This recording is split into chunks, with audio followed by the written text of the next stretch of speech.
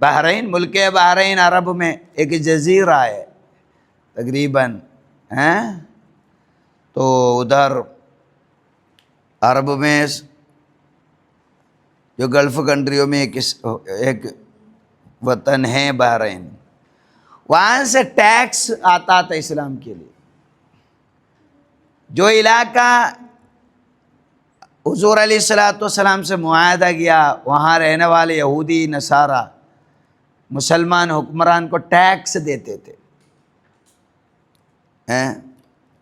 یہ طریقہ تھا، پھر وہ آرام سے جی سکتے ہیں۔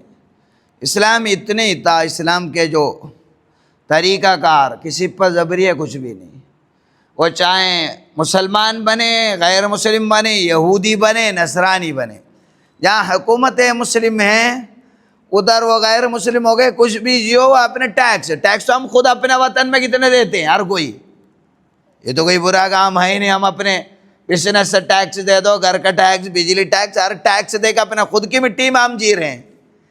مجھے تو لگتا ہے کہ ہم پرانے زمان میں اتنے ٹیکس نہیں دیتے تھے، جس زمان میں انگریز ہمیں حکومت کرتے تھے اس سے زیادہ ٹیکس ہم دے رہے ہیں اب موجودہ زمانے میں، اتنے زیادہ وصول ہے حکومت۔ ابا عبیدہ بن الجراح رضی اللہ عنہ کو حضور علیہ السلام نے بحرین سے ٹیکس چکانے کے لیے بھیجا، پھر وہ آئے بحرین سے مال لے کر واپس آ گئے۔ فسمعت الانصار، انصاری مدینہ رہنے والوں نے خبر سن لی کہ انہوں نے خبر سن لی کہ ابو عبیدہ الجراح واپس آ گئے۔ ابو عبیدہ الجراح، ظاہری بات ہے مسلمانوں میں آہنگ امنگ ضرور ہوں گے کہ کافی مال ہے، حضور تقسیم کریں گے، ہمیں بھی حصہ ملیں گے۔ حضور کی عادت ہے وہ امت میں تقسیم، صحابوں میں تقسیم فرماتے تھے۔ حضور علیہ السلام صبح ہی نماز ادا کیا، صحابی بھی تھے۔ حضور علیہ السلام نماز فراغت کرنے کے بعد اور لوگوں کی طرف روبرو ہوئے۔ حضور علیہ السلام مسکرانے لگے، مسکراہٹ ہے کہ حضور علیہ السلام جب انہیں دیکھا، سبھی لوگ ڈٹے پڑے ہیں، سارے لوگ جو ہیں وہ سارے لوگ جو ابھی صبح میں آیا، آج بھیڑ ہے، صبح میں آج یعنی مال تقسیم ہوں گے۔ حضور کو دیکھے اپنے مسکراہٹ ہوئی، تبسم فرمایا حضور نے، پھر فرمایا مجھے تو لگتا ہے کہ آپ کو خبر ملی کہ ابا عبیدہ آ گئے۔ ابا عبیدہ امین ہذہ الامہ نام میں مشہور ہے، اسے حضور اپنے امت کے امین کے نام میں منسوب کیا، ابو عبیدہ۔ تو پھر ابو عبیدہ بحرین سے ابو عبیدہ کچھ سامان لے کر آئے ہیں، اس کا خبر آپ کو ملی ہوں گے۔ فرمایا اجل جی یا رسول اللہ، حضور صحیح فرما رہے آپ، یہ ایسے ہی آئے ہم، ہمیں پتہ چلا ابو عبیدہ آ گئے۔ فرمایا ابشروا، خوش ہو جاؤ۔ اور پھر فرمایا میں ڈرتا نہیں ہے، آپ غریب ہونے کا مجھے ڈر نہیں ہے، آپ غریب ہونے کا مجھے ڈر نہیں ہے، لیکن مجھے ڈر یہ ہے کہ آپ کے لیے دنیا وسعت ہو جانا، آپ کے لیے دنیا وسیع ہو جانا میرے لیے خوف ہے۔ وسیع ہو جانے میں آپ مالدار ہو جائیں گے، بزنس میں کامیاب ہو جائیں گے، یہ نہیں ہے میری تکلیف۔ جب وسعت ہو جائیں گے، آپ دنیا میں مشغول ہو جائیں گے، پھر عبادت گزاری سے آپ دور ہو جائیں گے، اللہ اور اللہ کے رسول کے ذکر آپ کم کرنے لگیں گے، یہ خوف ہے، آخرت کی کمائی میں کم پڑ جائیں گے۔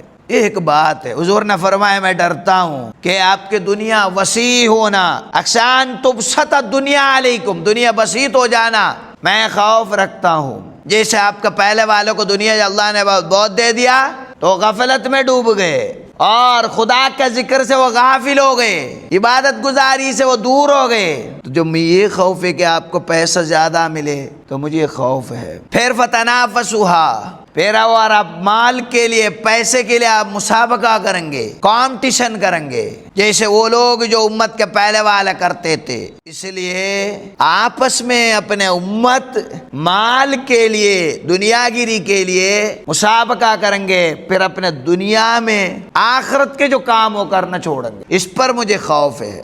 سوال ہے کہ میں نے بھی بتایا تھا کہ آپ دنیا خوب کماؤ، فرمان مصطفیٰ میں یہ ذکر ہے کہ دنیا آپ کو وسیع مل جائے، تو پھر آپ کے لیے ہمیں ڈر لگ رہا ہے کہ آپ کو وسیع دنیا نہ مل جائے، یعنی آپ کو دنیا وسیع مل جائے تو مجھے خوف ہے۔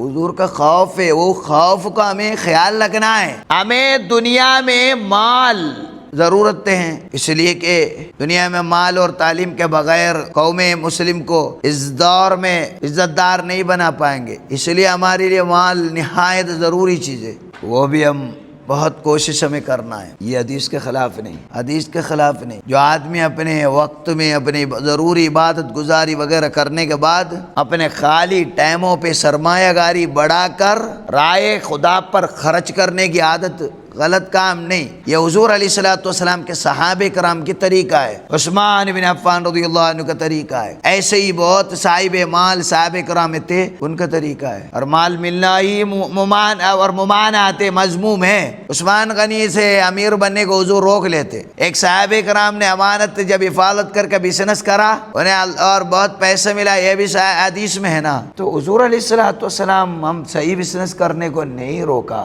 حضور علیہ السلام کے خوف یہ ہے کہ امت پیسے میں اور مالداری میں مال بڑھتے ملنے میں اللہ سے دور کر دے، یہ بری بات ہے۔ پھر وہ دنیا کی مست میں اپنے دنیا اور دولت گھر راجا اور اپنے شاہی گیری یہ سب ہے ناز و نخرائے، تو یہ سب بات مذموم ہے۔ دنیا کا معنی کوئی مذموم والی بات نہیں ہے۔